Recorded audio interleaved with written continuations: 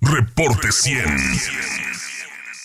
Juan Martín Pérez García es director ejecutivo de REDIM, de la Red por los Derechos de la Infancia en México, y le agradezco mucho que nos tome esta llamada. Juan Martín, buenos días, ¿cómo estás? Muy bien, Carlos, gracias por esta oportunidad y bueno, lamento de verdad mucho lo que está pasando en el estado y particularmente la pérdida de este pequeñito de 4 años. De 4 años, increíble narrar este tipo de noticias, pero se está haciendo ya algo muy frecuente en Sonora, que narremos este tipo de notas, de que en ataques armados se llevan a los bebés. O sea, ya las personas no respetan, o sea, los sicarios, los integrantes del crimen organizado no respetan y se van contra todos por igual. Y peor aún, gente inocente. Efectivamente, mira, creo que los datos que dabas antes son bastante reveladores de lo que es la tendencia nacional. En 2008, solo por comparar también algunos datos, el 30 de abril de 2018, teníamos 6.614 niños y niñas desaparecidos. Para el pasado 13 de noviembre ya tenemos 13.370 más o menos. Estos datos se mueven todo el tiempo, pero estamos hablando que se duplicaron los casos de desaparición. Lo mismo nos sucede con homicidio a nivel nacional. Teníamos en 2018 3.4, 3.5 homicidios todos los días y estamos ahora con 7 homicidios diariamente. Solo en lo que va del año, de enero a septiembre, 1.777 niños, niñas y adolescentes fueron asesinados. Claramente lo que estamos viendo es un recrudecimiento de la violencia, pero lo que tú comentabas, Carlos, es que los grupos criminales han roto la frontera de respetar la vida de niños, niñas y adolescentes. En la Ciudad de México, como seguramente tu público lo ha escuchado y ustedes han mencionado, tenemos ahora una cadena de asesinatos terribles con niños desaparecidos, torturados, asesinados, sus cuerpos mutilados y exhibidos en la vía pública. Y claramente el crimen organizado lo que hace con esto es mostrar el poderío territorial, generar terror y mandar un mensaje pues literal, como he comentado, que no tiene límites. Por eso es tan importante que exijamos a las autoridades que cumplan con sus obligaciones, y nosotros hemos estado ya insistiendo desde hace varios años. El primer informe que hicimos fue hace 10 años, Infancia y Conflicto Armado en México. Documentamos esto, fue la base para que el Comité de Derechos del Niño de Naciones Unidas le emitiera al Estado mexicano recomendaciones para cambiar la estrategia de seguridad que estaba generando más sangre y más violencia, y todos los indicadores 10 años después, Carlos, son impresionantes.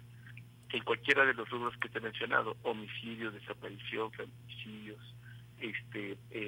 adolescentes en conflicto con la ley, creo que tenemos que escuchar lo que organismos internacionales le han estado insistiendo al Estado mexicano para proteger a niños, niñas y adolescentes, y cruza por desmontar la estrategia de seguridad basada en militares, recuperar las comunidades y el territorio desde los propios ciudadanos, y lo más importante, desmantelar las redes criminales con autoridades que permiten la corrupción y la impunidad. Estamos en el caso de niños, niñas y adolescentes con un 97% de impunidad cuando se denuncian delitos donde ellos y ellas son víctimas. Y esto es muy grave porque discursivamente decimos o dicen las autoridades que lo más importante son los niños, sí, pero son los más invisibles y los que cada vez son más víctimas mortales de estos hechos. Sí, Juan Martín Pérez García, director de REDIM, cuando uno le pregunta a la autoridad responsable de prevenir este tipo de delitos, este tipo de situaciones, la respuesta es, por ejemplo, de Alfonso Durazo, que fue secretario de Seguridad Pública. Apenas la semana pasada le planteábamos en esta cabina qué había pasado en Sonora en los últimos 2 años por el recrudecimiento de la violencia, y nos decía Alfonso Durazo, en Sonora, de 200 elementos de la Policía Federal que había en el sexenio de Peña Nieto desplegados en territorio estatal, hoy hay 2.600 elementos de la Guardia Nacional. Es decir, su respuesta, la de Durazo, es que incrementó el estado de fuerza y que bajo esa estrategia pues se puede, dice, desde su perspectiva, prevenir este tipo de hechos. Y luego, cuando uno cuestiona a la gobernadora Claudia Pavlovich, el año pasado, que también hubo muchos casos emblemáticos de niños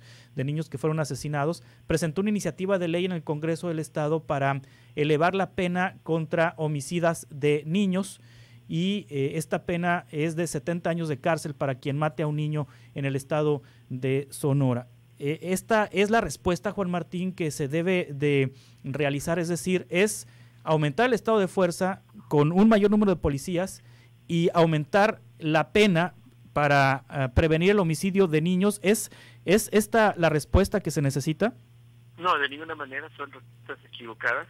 El populismo punitivo que conocemos nosotros, le llamamos, que es la respuesta de muchos políticos y políticas ante la presión pública, cadena perpetua para secuestradores. Recordemos cómo el Partido Verde ganó incluso votos promoviendo la pena de muerte, algo que no se puede hacer por los compromisos internacionales de México, pero hay muchas personas que siguen pensando que esa es una respuesta, pero es normal porque estamos construidos en los últimos 14 años en una dinámica de violencia, de sangre, y permíteme el extremo, Carlos, pero acabo de tener en la Ciudad de México un caso muy grave de un adolescente de 14 que toma la vida de dos de sus primos, lastima a su otra prima y a su tía, y esto es una demostración muy sintomática de cómo la violencia se está incorporando a los niveles más pequeños en los conflictos familiares.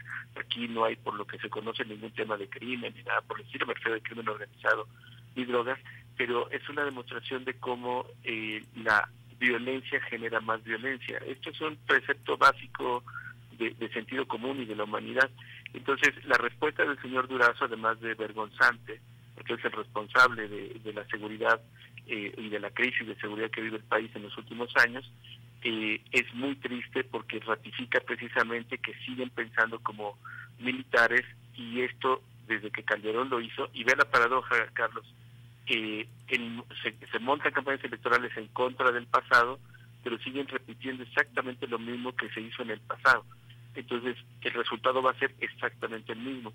Por ello es que la Comisión Interamericana de Derechos Humanos emitió, junto con otros organismos internacionales, un informe muy importante que se llama Niñez, Violencia y Crimen Organizado. Y ahí se hace un análisis de por qué es tan importante cambiar la perspectiva de seguridad militar a una seguridad basada en las personas. La importancia de recuperar el territorio con los propios habitantes. Muy importante también, dice la Comisión Interamericana, que el Estado tiene que cambiar, los Estados tienen que cambiar la relación con los niños, las niñas y los adolescentes. Porque no solamente hay que dejar de verlos como objetos de protección, sino hacerlos partícipes de lo que está sucediendo. Carlos, no hablamos con nuestros hijos e hijas de toda esta dinámica de violencia y luego no logran entender claramente por qué hay tanto miedo, por qué no pueden salir, más allá de la pandemia. O sea, en general, antes de la pandemia, 8 de cada 10 niños y niñas ya no podían salir a las calles por un tema de inseguridad. Entonces, nadie les está hablando, las familias no tienen cómo comunicarlo, y todo esto va gestando, incorporando al interior desconfianza en las autoridades, por supuesto desprotección, y se convierte en presa fácil de grupos criminales o literalmente de cualquier otro crimen común. Tenemos todavía oportunidad, pese a todo el drama y la cantidad tan terrible de casos y cómo va la dinámica, tenemos oportunidad, Carlos, de cambiar las cosas. Hemos insistido desde el 6 de enero en Palacio Nacional, con la Secretaría de Gobernación, después a nivel internacional, con la Comisión Interamericana de Derechos Humanos, que citó al Estado mexicano, y les hemos propuesto crear un proyecto prioritario 26, que sea una estrategia nacional para prevenir y atender la violencia armada contra niños, niñas y adolescentes, que se traduce en homicidios, desaparición, feminicidios y estos casos que acabas de narrar de este pequeñito de 4 años. Si no hay una estrategia articulada entre el gobierno federal, los gobiernos estatales y las autoridades locales, con la sociedad civil, con las familias, con las comunidades religiosas, no vamos a poder frenar esta barbarie que va creciendo cada vez más.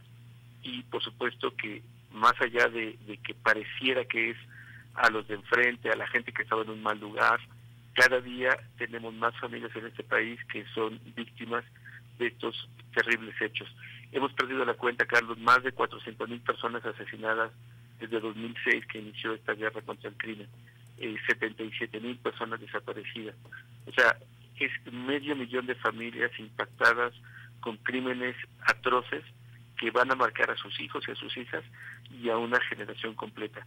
Es tiempo de parar y de repensarlo desde otro lugar. Juan Martín Pérez García, muchas gracias por tomar esta llamada, director de Redim.